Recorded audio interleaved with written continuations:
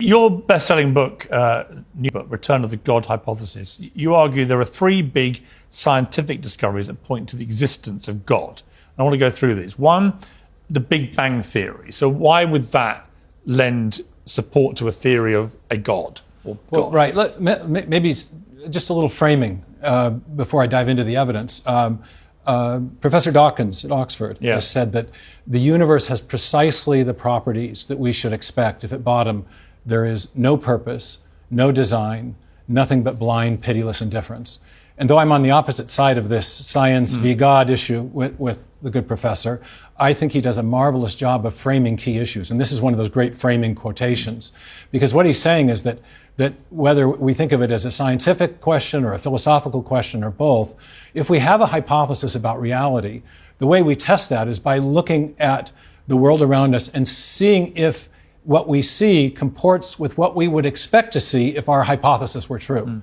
And his hypothesis is that of blind, pitiless indifference, which is a shorthand way of saying that everything came about by strictly undirected material processes. And what the materialists expected coming into the early 20th century was evidence of an eternal, self-existent universe, one that had been here for an infinitely long time and therefore did not need an external creator. What in fact the astrophysicists, the cosmologists, the astronomers found was evidence of a universe that had a definite beginning, and therefore one that could not have created itself, because before the matter of the universe came into existence, there was no matter there to do the causing. And so the picture of the universe that has emerged starting from the 1920s all the way to the present, both from observational astronomy and from theoretical physics, is a universe that had a definite beginning and therefore requires some sort of external creator or cause. Dawkins is obviously one of the world's most famous atheists. Are you a believer in God yourself? I do believe in God, yes. Okay, so let's play a clip from Dawkins on this show. So why is it not possible that there is a superior being, power, which many people believe in different ways? It's possible there are fairies at the bottom of the garden. I mean, all sorts of things are possible. and you can't deny that. Well, he said, I've never seen fairies at the end of the garden. Have you? No, you've never seen God either. No, but you don't know for sure that either doesn't exist. No, I don't know that fairies don't exist. Fairies may be leprechauns, for all I know. You know, my big question for all atheists, is, okay, you don't believe in God, but what was there before the Big Bang, before this all started? In other words, what was there before supposedly nothing? What is nothing? Nothing to me seems to be a totally incongruous word. What is nothingness? And if you can't explain it, to me, and I believe in God, but to me, it suggests there must be a power bigger than the human mind at the start of all this that was able to comprehend what may have happened, because we can't. Right. Dawkins wants to portray theistic belief as if it's equivalent to belief in fairies, and he'll concede that, well, it's possible. But I think there's a stronger argument for the theistic case. And that is that when scientists and philosophers reason from evidence, they typically use a method of reasoning that has a technical name. It's called inferring to the best explanation, where the best explanation is one where you're invoking a cause which has the kind of powers that would be required to explain the phenomenon of interest.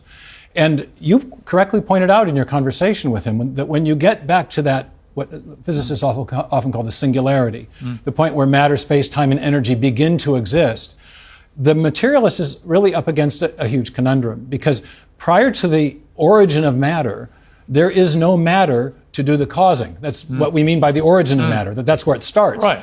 And so if you want to invoke a cause which is sufficient to explain the origin of matter, you can't invoke matter. It's in principle, the materialistic explanations are in principle insufficient. So you need to invoke something which is external to the material universe and is not bounded by time and space as well. And that starts to paint a picture of the kind of cause you would need that has the sort of attributes that traditional theists have traditionally associated with God. God is a timeless, God is outside of time and space, has causal powers, is an agent with volition, and therefore can initiate a change of state from, in this case, nothing to something. And do you believe that God created this original single cell from which everything flows to us? Oh, the single cell as opposed to the universe. Well, I guess you go back to the universe, and then you go back to the creation of a single cell that has this incredible complexity that eventually, through the process of evolution, leads to human beings. I do think do you believe that's really the most likely scenario? Yeah, I do think there's incredible evidence of intelligent design at the point of the origin of life, because that first simple cell, in the 19th century, Thomas Huxley said that the cell is a simple homogeneous globule of undifferentiated protoplasm. Brilliant phrase. Wonderful. He was one of the great scientists of the 19th century, but we know so much more now that he didn't know. And what we now know is that inside even the simplest cell, we have digital nanotechnology. We have the information stored in the DNA. We have an exquisite system of information storage, transmission, and processing. And that information is being used to build protein machines and other even more complex nanomachinery inside the cell. So it's a sort of automated factory run by digital information. People didn't know about that in the early 19th century. But do you believe, like I said, originally there's just one single solitary cell that's created? Well, right. Presumably, that's where... Is that what you think? I do think there was an original cell that was created. Because the theory of evolution says the journey from single cell to the full complexity of life on Earth and so on happened by random trial and error. But your position, I think, is that it's so complicated, this original single cell, so complex for all the reasons you just articulated, that that's just simply not feasible, that it would be just random trial and error. It had to be the creation of some superior entity. Right. Is that right? Well, again, there's two contexts. There's the how do you get to the first cell, and then how do you get from the first cell to everything else. Let's just take the origin of the first cell. You think the creator of the universe is God? I do. And then out of the universe comes the creation of a single cell, which again is God.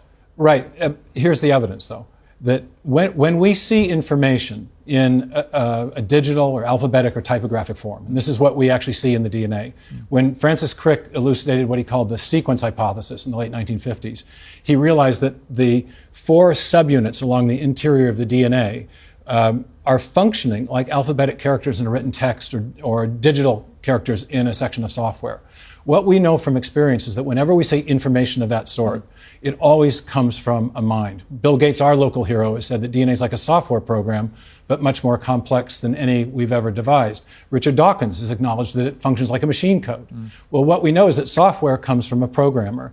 And in fact, whenever we see information of that kind, whether it's in a software program or a hieroglyphic inscription or a paragraph in a book, it always arises from a mind, not a material process. So the discovery of information at the foundation of life and even the simplest living cell, I argue, is decisive evidence of the activity of a designing mind in the origin of life.